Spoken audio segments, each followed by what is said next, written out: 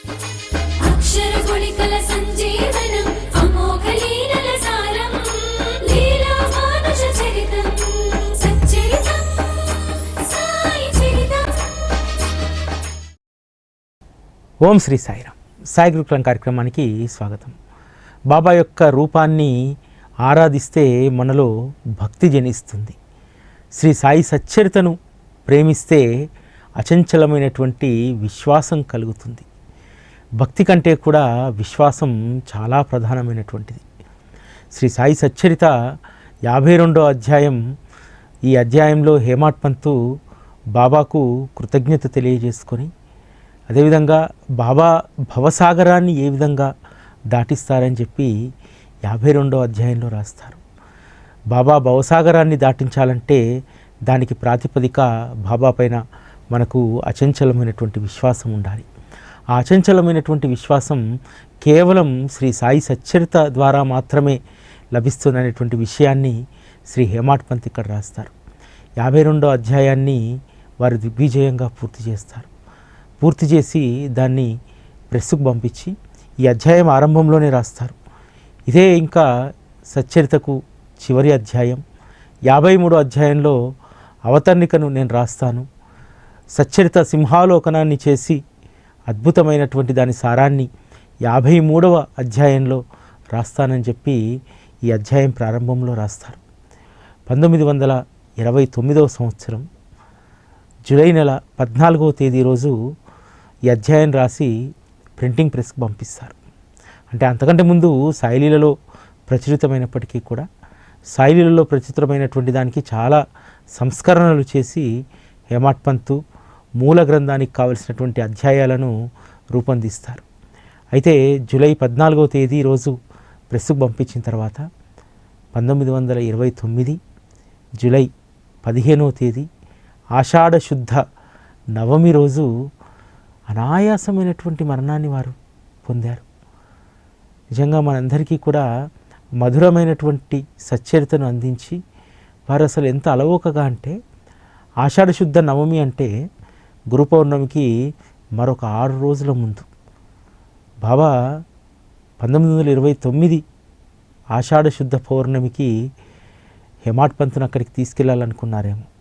అందుకనే చకచక 52వ అధ్యాయాన్ని పూర్తి చేయించి అది పూర్తయినటువంటి మరుసటి రోజే వారు బాబా సన్నిధికి చేరుకొని అక్కడే బాబా పక్కన కూర్చొని ఈరోజు జరుగుతున్నటువంటి మీకు నాకు అందరికీ జరుగుతున్నటువంటి లీలలను, మనందరి యొక్క అనుభవాలను, అనుభూతులను, సంతోషాలను ఆయన అక్కడ కూర్చొని మరలా సచ్చరిత గ్రంథాన్ని ఆ విధంగా కంటిన్యూ చేస్తున్నారేమో అనిపిస్తుంది. ఎందుకంటే హేమాడ్ పంతు బాబా తనకు సచ్చరిత అనేటువంటి బాధ్యతను అప్పగించిన తర్వాత ఏ రోజు తన కలం ఆగినటువంటిది లేదు. ఏ రోజు బాబా లీల గురించి, బాబా గురించి ధ్యాస లేనటువంటి రోజే లేదు. నిరంతరం బాబా యొక్క ధ్యాస, బాబాలో వారు లీనమై ఉన్నారు. కాబట్టి ఇంత అద్భుతమైనటువంటి సచ్చరిత మన చేతికి అందింది. 52వ అధ్యాయంలో కొన్ని ప్రధానమైనటువంటి విషయాలు చెప్తారు. చాలామంది గురువులు వారి యొక్క ఖ్యాతిని వారి నోటి గుండా శిష్యులకు చెప్తారు. ఎందుకంటే వారు గతించిన తర్వాత వారి యొక్క చరిత్రను శిష్యులు గ్రంథస్థం చేస్తారని. కానీ సాయి సద్గురువు ఎప్పుడూ కూడా తన ఖ్యాతిని తన నోటి వెంట చెప్పలేదు. సచ్చరిత మొత్తం మనం గనక పరిశీలన చేస్తే బాబా యొక్క ఖ్యాతిని భక్తులే చెప్పారు. బాబా తమ ఖ్యాతిని తాము ఎప్పుడూ చెప్పుకోలేదు. సచ్చరితలో భక్తులే తమకు జరిగినటువంటి లీలలు, ఆ లీలల ద్వారా బాబా యొక్క మహత్తు, వారి గొప్పతనం, దయాగుణాన్ని అనుభవించినటువంటి ఆ శిష్య పరివారం, భక్త పరివారమే తెలియజేశారు. ఆ భక్తుల యొక్క అనుభవాలు, బాబా పట్ల భక్తులకు ఉన్నటువంటి ప్రేమనే శ్రీ సాయి సచ్చరితలో ఎక్కువగా మనకు కనిపిస్తుంది. బాబా కేవలం అలుతి పదాలతో అక్కడక్కడ చెప్పినటువంటి కొన్ని మాటలు తప్ప సచ్చరితలో ఉన్నటువంటి 8400 పైచిలకు ఓవిల్లో మొత్తం కూడా భక్తుల యొక్క లీలలే ఉంటాయి. శ్రీ సాయి సచ్చరిత కేవలం బాబా యొక్క జీవిత చరిత్ర మాత్రమే కాదు, ఆనాటి భక్తుల యొక్క మనోభావాలు, వారి మనస్సుల్లో గూడు కట్టుకున్నటువంటి శ్రీ సాయి భగవానుడు అనేటువంటి ప్రేమ స్వరూపానికి అక్షర రూపము శ్రీ సాయి సచ్చరిత. హేమాడ్ పంత్ కూడా ఈ సచ్చరిత రాయడంలో ఎంత చాకచక్యంగా వ్యవహరించారంటే తన త్రాసు ఎప్పుడూ కూడా సమానంగా ఉండేలాగానే చూశారు. ఇందులో ఒక భక్తుడి గురించి పొగడడం కానీ, మరొక భక్తుడి గురించి తక్కువ చేయడం కానీ, ఒక లీలను ఎక్కువ చేయడం కానీ, మరొక లీలను తక్కువ చేయడం కానీ కాదు. అన్నీ సమానమైనటువంటివి. మనం వరుసక్రమంగా బాబా యొక్క సచ్చరితను చదువుకుంటూ వస్తే ఒక లీలను మించినటువంటిది మరొకటి ఉంటుంది. మరలా వెనక్కి వెళ్ళి చదివిన లీలనే చదివితే మరింత ఆనందము, మరింత విశ్వాసము మనకు కలిగేటువంటి విధంగా శ్రీ సాయి సచ్చరితను హేమాడ్ పంత్ అంత అద్భుతంగా వారు మలిచారు. శ్రీ సాయి సచ్చరితలో ఉన్నటువంటి కథలు, విశేషాలు ఎంత గొప్పవనేటువంటి దాని గురించి హేమాడ్ పంత్ ఈ విధంగా చెప్తారు.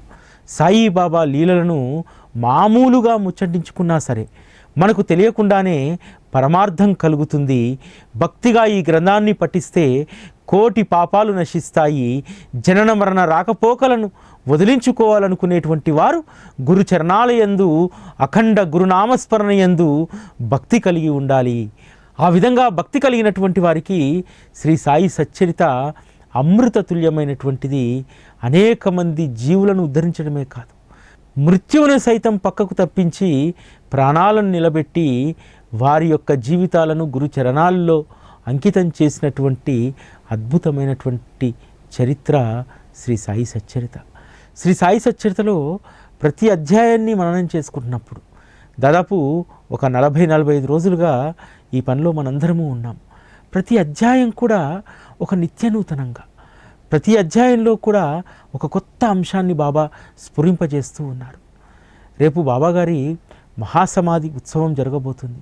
ఈ మహాసమాధి ఉత్సవం రోజే బాబా 53వ అధ్యాయం 53వ అధ్యాయం అంటే ఎంత గొప్పదంటే అందులో మొదటి అధ్యాయం నుంచి చివరి అధ్యాయం వరకు సింహావలోకనం ఉంటుంది. మొత్తం అన్ని అధ్యాయాలను ఒకే అవతరణికలో పొందుపరిచినటువంటిది 53వ అధ్యాయం. దాన్ని రేపు మనందరం కూడా గుర్తు చేసుకుందాం. శ్రీ హేమాడ్ పంత్ చెప్పినట్టు ఎవరైతే ఈ గ్రంథాన్ని పఠిస్తారో కోటి పాపాలు నశించిపోతాయని చెప్పి. ఈరోజు మనమందరము కూడా అనుభవిస్తున్నటువంటిదే. మనం అనేక జన్మలుగా తెచ్చుకున్నటువంటి కర్మలు ఈరోజు మనల్ని తీవ్రంగా బాధిస్తూ ఉంటాయి. ఆ బాధించేటువంటి కర్మల నుండి బాబా మమ్మల్ని విముక్తుల్ని చెయ్యి అని చెప్పి వారి పట్ల విశ్వాసం ఉంచి వారి చరణాల్లో మనం లీనమైతే మనం ఎన్నో ఏళ్ళు అనుభవించాల్సినటువంటి కర్మలను ఏ విధంగా బాబా తీసివేస్తున్నారు. అందుకు ప్రామాణికమే శ్రీ సాయి సచ్చరితలో శ్రీ హేమాడ్ పంత్ చెప్పినటువంటి ఈ మాట. మన నెత్తిపైన కోటి పాపాలు మోసుకొచ్చినా సరే గురు చరణాల్లో, గురు కథలో లీనమైనటువంటి వారికి అవి నశించిపోతాయి, త్వరగా మన నుంచి అవి వేరు చేయబడతాయి అనేటువంటి విషయాన్ని మనం అనేక అనుభవాల ద్వారా మనం నేర్చుకున్నాం. హేమాడ్ పంత్ చాలా సందర్భాల్లో చెప్తారు, దేనికోసం నువ్వు గురు కథాశ్రవణాన్ని చేయాలి అంటే లౌకికపరమైనటువంటి కోరిక కోసమా, నీ హితం కోసమా అంటే చాలామంది లౌకికపరమైనటువంటి మన వ్యక్తిగత హితానికి సంబంధించినటువంటి దానికోసం మనం పారాయణ చేస్తూ ఉంటాం. కానీ హేమాడ్ పంత్ ఎప్పుడూ కూడా అండర్ కరెంట్గా ఒక విషయాన్ని చెప్తూ ఉంటాడు. సచ్చరిత అనేటువంటి గ్రంథం కోరికలను తీరుస్తుంది, భక్తులను అనుగ్రహిస్తుంది. ఎవరైతే ఈ చరిత్రను చదువుతారో వారి యొక్క పాపాలు నిర్మూలన అవుతాయి. ఇవన్నీ చెప్తాడు. వీటన్నింటితో పాటు అండర్ కరెంట్గా చెప్పినటువంటి విషయం ఏమిటంటే ఎవరికైతే జనన మరణ చక్రాల నుంచి తప్పించుకోవాలనేటువంటి సంకల్పం ఉందో వారు దీన్ని ఆ సంకల్పం చేత చదివితే ఖచ్చితంగా గురు కథాశ్రవణం అనేటువంటిది జనన మరణ చక్రాల నుండి తప్పిస్తుంది. ఆ రోజు అనేక మంది భక్తులు ఈ గురు కథలో లీనమై ఉన్నారు. శ్రీ సాయి సచ్చరిత గ్రంథరూపం పొందినటువంటి నాటి నుండి ఈనాటి వరకు కూడా సచ్చరితనే ప్రాణంగా భావించినటువంటి వాళ్ళు, సచ్చరితనే తమకు పంచప్రాణాలుగా భావించి తమను భవసాగరాన్ని దాటించేటువంటిది, జనన మరణ చక్రాల నుంచి తప్పించేసేటువంటిది ఒకే ఒకటి అని చెప్పి ఎవరైతే విశ్వసించారో ఖచ్చితంగా వాళ్లకు జనన మరణ చక్రం అనేటువంటిది తప్పిపోయింది. అనేక మంది బాబా భక్తులను నేను చూశాను. ఎందుకంటే వారికి సచ్చరిత బాబా తప్ప వేరే యావా ధ్యాస ఉండేటువంటిది కాదు. అటువంటి వారు ఖచ్చితంగా హేమాడ్ పంత్ చెప్పినట్టు జనన మరణ చక్రం అనేటువంటి దాని నుండి తప్పించుకున్నటువంటి వాళ్ళే. మనము ఖచ్చితంగా మన సంకల్పం కూడా అలాగే ఉండాలి. మనం కూడా శ్రీ సాయి సచ్చరిత అనేటువంటి గ్రంథాన్ని ఆశ్రయించి పొందాల్సినటువంటి ఫలితం ఏమిటంటే జనన మరణ చక్రం అనేటువంటి దాని నుంచి మనం వేరుపడాలి. ఆ చక్రాన్ని తప్పించమని చెప్పి మాత్రమే మనం బాబాను అడగాలి. అది అత్యంత సులువైనటువంటిది. ఎందుకంటే బాబాను సచ్చరిత ద్వారా అనేక మంది అనేకం కోరుతారు.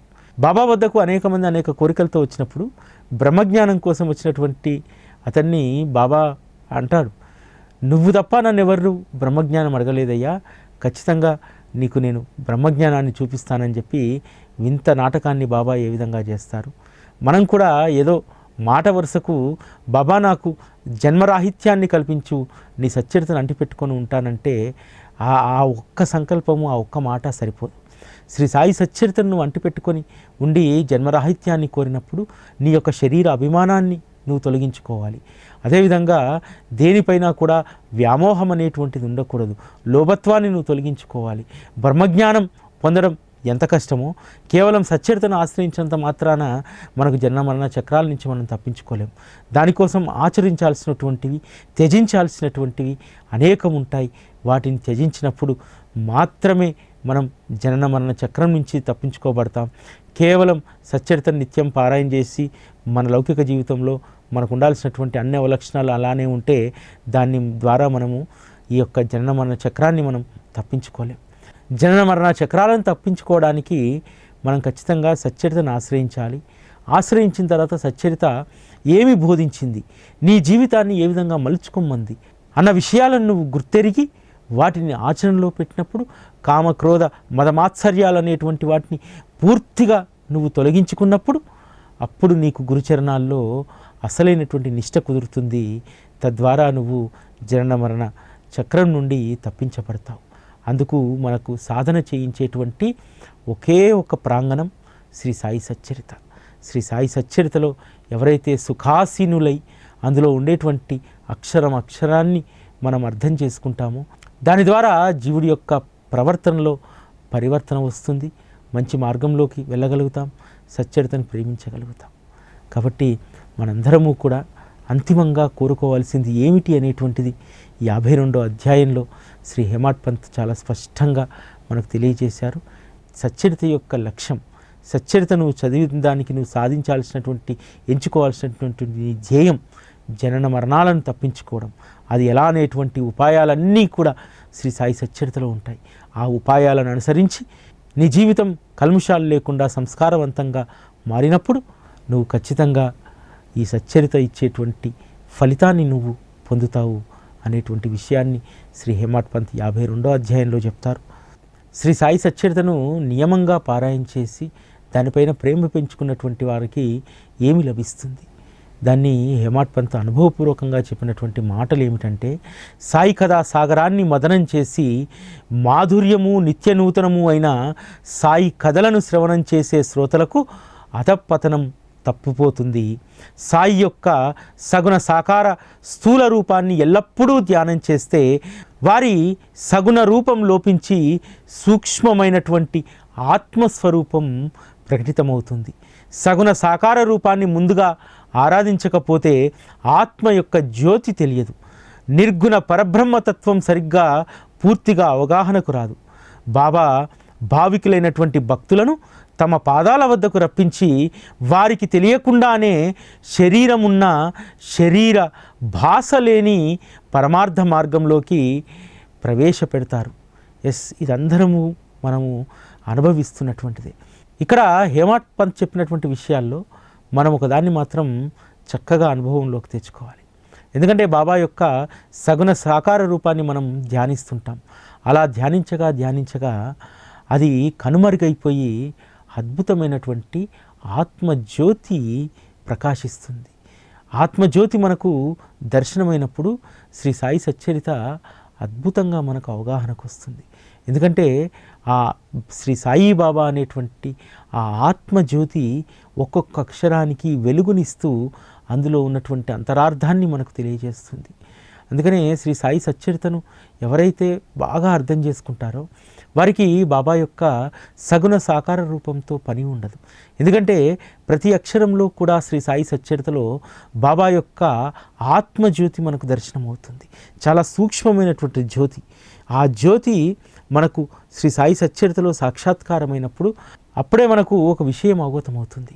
నేను బాబా అనేటువంటి దైత్వం ఉండదు, నేను బాబా ఒకటే, ఇక్కడ ఇద్దరూ లేరు అనేటువంటి విషయాన్ని మనం అర్థం చేసుకోగలుగుతాం.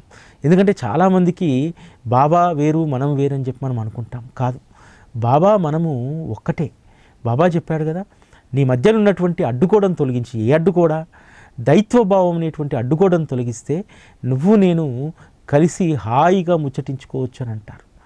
అటువంటిదే మనం శ్రీ సాయి సచ్చరిత ద్వారా అనుభవంలోకి తెచ్చుకోవాలి. చాలామంది అంటుంటారు, ఏం బాబా నీకేంది షిర్డీలో బంగారు సింహాసనం పైన రోజుకు 4 రకాల వస్త్రాలు మార్చుకుంటూ హాయిగా కూర్చున్నావు, సమయానికి ప్రసాదాలు వస్తాయి, నాకేంటి బాబా ఈ కష్టాలు అని చెప్పి మనం అనుకుంటాం కదా. కాదు, బాబా మనము వేరు కాదు.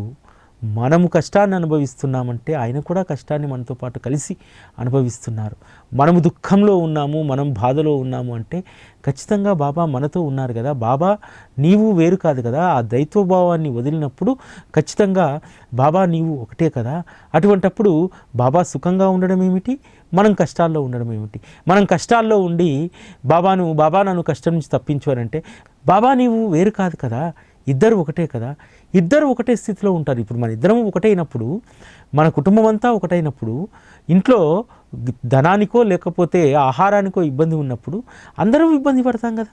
అందులో బాబా కూడా ఉన్నాడు కదా. కాబట్టి మనం అటువంటి దైన్యమైన స్థితిలో ఉంటే బాబా ఏమైనా సంతోషంగా ఉంటాడా? అందుకనే బాబాను నమ్మినటువంటి భక్తులకు అటువంటి దైన్య స్థితి ఎక్కువ కాలం ఉండదు. ఎందుకంటే బాబా కూడా కంఫర్టబుల్గా అక్కడ ఉండలేడు కదా. మనం సంతోషంగా ఉంటేనే కదా బాబా సంతోషంగా ఉండేది. కాబట్టి మనల్ని సంతోషపెట్టడానికి అటువంటి దైన్య స్థితుల నుంచి, కష్టాల నుంచి బాబా తన భక్తుల్ని త్వరగా బయటపడేయగలుగుతారు. అంతేకాదు, భవసాగరం అనేటువంటిది చాలా ప్రమాదకరమైనటువంటిది. మనం ఉన్నటువంటి ఈ భవసాగరాన్ని దాటాలంటే మన వల్ల కాదు. 100% బాబాయే మనల్ని భవసాగరాన్ని దాటిస్తారు.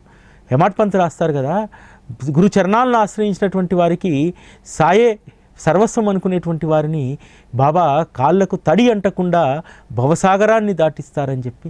ఎస్, గురుచరణాలు మాత్రమే భవసాగరాన్ని చాలా అతి సునాయాసంగా దాటించగలుగుతాయి. భవసాగరము ఎంత భయంకరమైనటువంటిది అనేటువంటిది ఇక్కడ హేమాడ్ పంత్ మనకు చెప్తారు. భవసాగరాన్ని దాటడం పరమ కఠినం. దానిలో మోహపు అలలు ఎల్లప్పుడూ ఉప్పొంగుతూ చెడు విచారాలనేటువంటి తీరాన్ని ఢీకొడుతుంటాయి.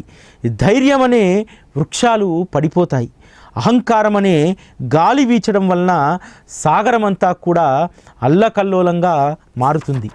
ఈ భవసాగరంలో క్రోధ ద్వేషాలనే పెద్ద పెద్ద ముసళ్ళు నిర్భయంగా చోటు చేసుకొని ఉంటాయి. నేను నాది అన్న ఈ ముసళ్ళు వాసనలు, వికల్పాలనేటువంటి అనేక సుడిగుండాలు, నింద, అసూయ, తిరస్కారం మొదలైన అసంఖ్యాక జలచరాలు ఈ భవసాగరంలో సంచరిస్తూ ఉంటాయి. అది అంతటి భయంకరమైనటువంటి సాగరమైనప్పటికీ కూడా అగస్త్యుని రూపంలో గురువు దానిని ఔపోషణం పడతారు. వారి చరణధూళికి దాసులైనటువంటి వారికి లవశేషమైన దాని భయం ఉండదు. అందువలన సద్గురు సమర్థులు భవసాగరాన్ని దాటించే నావ అయినారు. వారిని ఆశ్రయించిన వారందరినీ కూడా బాబా అవతలి తీరానికి చేరుస్తారు. మహా దుస్తరమైన ఈ భవసాగరాన్ని దాటించడానికి సాయి చరణాలను నావగా చేసుకుంటే నిర్భయంగా మనము అవతలి తీరానికి దాటగలుగుతాం. నిజమే కదా. ఈరోజు మనం ఉన్నటువంటి భవసాగరంలో అనేకం, హేమాడ్ పంత్ చెప్పినట్టు మన జీవితంలో అనేక అలలు వస్తూ ఉంటాయి, మోహపు అలలు. ఆ మోహపు అలల్లో చిక్కుకున్నటువంటి మనందరము కూడా చెడు విచారాలనేటువంటి తీరానికి ఢీకొట్టి మళ్ళీ వెనక్కి వస్తాం. అదేవిధంగా అహంకారం అనేటువంటి గాలులు వీచడం వల్ల మనం నాది నీది అనేటువంటి ముసల్ లాంటివి, నాది నీది అనేటువంటిది, అటువంటి క్రూరత్వపు ముసళ్లకు మనం బలి కావాల్సి వస్తుంది. అనేక జలచరాలు, సర్పాలుంటాయి, చేపలుంటాయి, తేళ్ళుంటాయి, ఎండ్రికిచ్చలుంటాయి, అనేకం ఉంటాయి భవసాగరంలో. మనము వాటన్నింటి బారిన పడకుండా గురు చరణాల పాదధూళి మనల్ని, భవసాగరాన్ని అత్యంత అవలీలగా బయటకు దాటిస్తుంది. ఈ విషయాన్ని మనందరము కూడా బాగా గుర్తుపెట్టుకోవాలి. ఎవరైతే శ్రీ సాయి సచ్చరిత అనేటువంటి గ్రంథాన్ని నియమంగా పారాయణ చేస్తారో వారు అనిత్యము కూడా సద్గురువు యొక్క చరణ ధూళిలో పొర్లాడేటువంటి జీవులుగా ధన్యత్వాన్ని పొందుతారట. అదే విషయాన్ని హేమాడ్ పంత్ ఇక్కడ ప్రస్తావిస్తారు. ఈ గ్రంథాన్ని గౌరవంగా పఠిస్తే సాయి ప్రసన్నులై అజ్ఞాన దారిద్ర్యాన్ని నశింపచేసి జ్ఞాన సంపదను ప్రసాదిస్తారు. ఈ గ్రంథ రచన సాయి యొక్క సూచన. అట్లే వారి మనస్సులో గుప్తంగా వారి సంకల్పం ఇది. సాయి చరణాలయందు అనురక్తులై ఉండే భక్తుల జీవితం ధన్యం. ప్రశాంత మనస్సుతో నియమనిష్టలతో ఈ సచ్చరితలో ఒక్క అధ్యాయాన్నైనా పఠిస్తే చాలు. అది అపరిమితమైనటువంటి సుఖ ఆనందాలను ప్రసాదిస్తుంది. తమ మంచిని కోరుకునేటువంటి వారు ఈ గ్రంథాన్ని పఠించాలి. సాయి యొక్క ఉపకారాన్ని జన్మ జన్మలకు ఆనందంగా గుర్తుంచుకుంటారు. గురు పౌర్ణమి, గోకులాష్టమి, శ్రీ సాయి మహాసమాధి, శ్రీరామనవమి ఇటువంటి ఉత్సవాల్లో తప్పకుండా తమ గృహాల్లో లేకపోతే వీలైతే షిరిడి పుణ్యక్షేత్రంలో దీనిని పఠించండి. మనసులో ఉన్నటువంటి విషయ ఆసక్తిని బట్టి మనకు పునర్జన్మ లభిస్తుంది. అంతిమ సమయంలో మనస్సు ఎలా ఉంటే వారి యొక్క గతి కూడా అట్లే ఉంటుందని శాస్త్రం చెప్తుంది. శ్రీ సాయి భక్తులకు ఆధారం శ్రీ సాయి సచ్చరిత. శ్రీ సాయి సచ్చరితను ఎల్లప్పుడూ కూడా మనం పారాయణ చేస్తే, ముఖ్యంగా అంత్యదశలో దాన్ని మనం స్మరించుకుంటే, గుర్తుపెట్టుకుంటే మనకు ఉత్తమ గతులను శ్రీ సాయి సచ్చరిత మనకు ప్రసాదిస్తుంది. కాబట్టి శ్రీ సాయి సచ్చరితలో ఉన్నటువంటి అనేక అంశాలను వంట పట్టించుకోవాలి. అవి మన ఆలోచనల్లో నుంచి, మనసులో నుంచి బయటికి పోకుండా భద్రంగా పెట్టెకు తాళం వేసుకోవాలి. మన మనసులో ఉన్నటువంటి అనుభూతులు అనేటువంటి శ్రీ సాయి సచ్చరిత, శ్రీ సాయి కథామృతం అనేటువంటి అనుభూతులను చక్కగా మన హృదయం అనేటువంటి పేటికలో పెట్టుకొని భద్రంగా మనం దాచుకోవాలి. అది మనకు అంత్యకాలంలో ఇవి ఎంతగానో ఉపయోగపడతాయి. బాబాతో భక్తులకు ఉండేటువంటి అనుబంధాన్ని కూడా ఈ అధ్యాయంలో చాలా చక్కగా హేమాడ్ పంత్ వివరిస్తారు. గురు శిష్యుల బంధం అనేటువంటిది తండ్రి కొడుకుల సంబంధం వంటిది. గురువు తండ్రితో పోల్చడం నామమాత్రానికే, కానీ తండ్రి ప్రపంచంలోని సుఖాలను అనుభవించే యోగ్యతనిస్తాడు. కానీ గురువు పరలోక సుఖాలను కూడా ప్రసాదిస్తారు. తండ్రి అశాశ్వతమైనటువంటి క్షణికమైన ఐశ్వర్యాన్ని ఇస్తాడు. గురువు శాశ్వతమైనటువంటి అక్షయ సుఖాన్ని అనుభవింపజేసి తల్లి నవమాసాలు మోసి జన్మనిచ్చి బయటపడేస్తుంది. దీనికి విరుద్ధంగా గురుమాత బయట ప్రపంచం నుండి మళ్ళీ మనల్ని లోపటి ప్రపంచానికి పడవేస్తారు. అంతిమ సమయంలో సాయి సాయి అని స్మరిస్తే భక్తుడు తప్పకుండా సాయుధ్యాన్ని పొందుతాడు. కానీ గురువు స్వయంగా శిష్యుణ్ణి కొడితే శిష్యుడు పూర్తిగా బ్రహ్మలో విలీనమవుతాడు. గురువు యొక్క చేతి దెబ్బ జనన మరణ చక్రాలను నశింపజేస్తుంది. గురువు ఎవరి శరీరాన్ని అంతం చేస్తారో అట్టి వాని కంటే భాగ్యవంతులు మరొకరు ఉండరు. అందుకనే బాబా వేసేటువంటి సటకా దెబ్బలను ఎంతో సంతోషంగా తినేటువంటి వారట భక్తులు. ఎప్పుడెప్పుడు బాబా సట్కాతో తమ శరీరం పైన కొడతారా, ఎప్పుడు బాబా సట్కా దెబ్బలు తింటామని చెప్పి చాలామంది ఆసక్తిగా ఎదురు చూసేవారట. ఎందుకోసమంటే ఇలా, ఎందుకోసమంటే జన్మరాహిత్యాన్ని పొందడానికి. ఒక్కసారి గురువు శిష్యుడు శరీరం పైన ఒక్క దెబ్బ వేస్తే ఇక జన్మరాహిత్యం ఉండదట. ఆ రోజు బాబా యొక్క కరస్పర్శను పొందినటువంటి వారు, వారి యొక్క సటకా దెబ్బలు తిన్నటువంటి వారు కూడా అదృష్టవంతులే. శ్రీ సాయి సచ్చరిత రచనలో హేమాడ్ పంత్ ఎప్పుడు కూడా తను నిమిత్త మాత్రుని మాత్రమే అని చెప్పుకునేటువంటి వారు. సచ్చరిత యొక్క గొప్పతనాన్ని, ఈ రచనలో ఉన్నటువంటి గొప్ప మాధుర్యాన్ని ఎప్పుడూ కూడా తనకు తాను ఆపాదించుకోలేదు. హేమాడ్ పంత్ ఇది నాది, నేను రాశాను అనేటువంటి దాంట్లో ఉంటే ఈ గ్రంథం ఇంత మధురంగా, ఇంత అద్వితీయంగా ఉండేటువంటిది కాదు. శ్రీ సాయి సచ్చరిత అమోఘమైనటువంటిది, మధురమైనటువంటి పదార్థం. ఒక లడ్డు ఒకసారి తినేస్తే దాని మాధుర్యం మనం తిన్నంతసేపు ఆ జివ్వకు మాత్రమే పడుతుంది. చెరుకుని తీసుకొని మనం దాన్ని తింటే అది పిప్పి అయిపోయిన తర్వాత దాంట్లో మధురం ఉండదు. ఏ మధుర వస్తువైనా అంతే. కానీ శ్రీ సాయి సచ్చరితను మధుర వస్తువుతో కూడా మనం పోల్చలేం. ఎందుకంటే ఇప్పుడు ఒకసారి మనం పారాయణ చేసాం, మననం చేసుకున్నాం, అయిపోయిందా దాని మాధుర్యం? లేదు. మళ్ళీ మొదటి అధ్యాయం మొదటి లీలకు వెళ్ళినప్పుడు ఇంతకు ముందు కంటే కూడా మరింత మాధుర్యం, మరింత స్వీట్గా శ్రీ సాయి సచ్చరిత ఉంటుంది. శ్రీ సాయి సచ్చరిత పట్ల మనం ఎంత మమకారాన్ని పెంచుకుంటే, ఎంత ప్రేమను పెంచుకుంటే అంత మధురంగా శ్రీ సాయి సచ్చరిత ఉంటుంది. హేమాడ్ పంతు 52వ అధ్యాయాన్ని రాసిన తర్వాత ఇక పరిసమాప్తి చేసడానికి బాబా అవకాశం ఇవ్వలేదు. ఎందుకంటే ఇప్పుడు నడుస్తుందంతా కూడా సచ్చరితనే. ఈరోజు మనం అందరం అనుభవిస్తున్నటువంటిది కూడా సచ్చరితలో భాగమే. శ్రీ సాయి భగవానుడి యొక్క లీలలు ఈ సృష్టి ఉన్నంతకాలము ఉంటుంది. శ్రీ సాయి సచ్చరిత అనేటువంటిది సృష్టి ఉన్నంతకాలము కూడా కొనసాగుతుంది. గ్రంథ సమాప్తికి అవతరణిక రాయడం అనేటువంటిది ఒక నియమం కాబట్టి హేమాడ్ పంతు 52వ అధ్యాయాన్ని ముగించి వారు 1929 జూలై 15వ తేదీ ఆషాఢ శుద్ధ నవమి రోజు బాబాని చేరుకున్న తర్వాత ఈ గ్రంథం ప్రింటింగ్ సమయంలో చాలా వెతుకుతారు. హేమాడ్ పంత్ అవతరణికి కూడా రాసే ఉంటారని చెప్పి చాలా వెతికారు, కానీ ఎక్కడా అది లభించలేదు. చివరకు దాన్ని బివి దేవ్ రాసేటువంటి అదృష్టాన్ని బాబా కల్పించారు.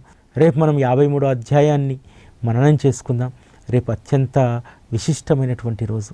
శ్రీ సాయిబాబా 105వ మహాసమాధి పుణ్యతిథి రేపు. ఆ పుణ్యతిథి రోజు 53వ అధ్యాయాన్ని మనం మననం చేసుకోవడం అంటే సచ్చరితను మొత్తము ఒక్కసారిగా మనం గుర్తు తెచ్చుకోవడం. ఎంత గొప్ప అదృష్టాన్ని మనకు వారి మహాసమాధి రోజు ఇచ్చారంటే నిజంగా నేను, మీరు అందరము కూడా అదృష్టవంతులం.